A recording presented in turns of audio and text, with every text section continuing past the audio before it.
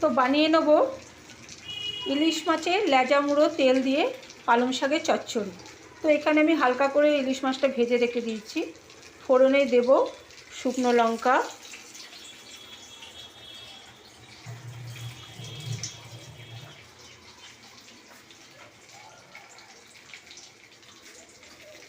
কালো জিরে, আর দিয়ে দেবো পেঁয়াজ। দিয়ে হালকা করে একটু পেঁয়াজটা একটু ভাজা হয়ে গেলে দিয়ে দেবো এতে আমি আলু, কুমড়ো, বেগুন আর পালং শাক। তো দেখাচ্ছি পরপর।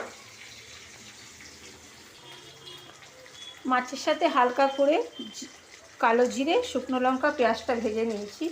এবার আমি এতে দিয়ে দেবো আলু আর কুমড়োটা। বেগুনটা আমি পরে দেবো। আর দিয়েছি একটু বিনস, যেহেতু এখানে বরবটি নেই, বরবটি দিলে ভালো হয়, কিন্তু বিনস ছিল বলে বিনস দিয়ে দিয়েছি। তো আপনারা যে কোনো সবজি দিতে পারেন, তবে আমাদের এটাই ছিল তো এটাই দিয়ে করে নিচ্ছি। দিয়ে এটা আমি সবজিটাকে ভেজে নেব।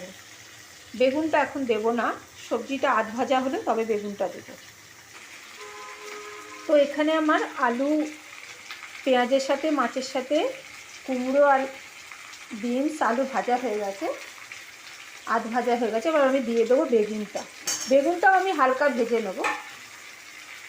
বেগুনটা হালকা ভাজা হয়ে যাবার পর তারপরে আমি দেবো এতে নুন হলুদটা দিয়েও আমি আরও 2-4 মিনিট ভেজে নেব।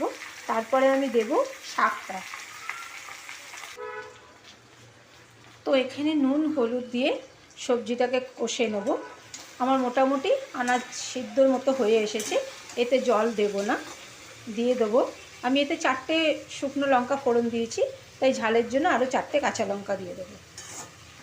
দিয়ে আমি নুন আর হলুদ দিয়ে ভালো করে সবজিটা একটু ম্যাশ করে নেব।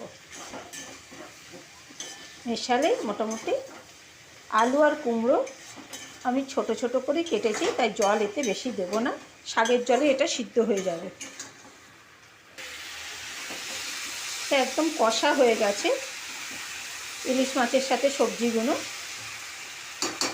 এবার আমি এতে দিয়ে দেবো শাকটা, পালং শাকটা দিয়ে দেবো।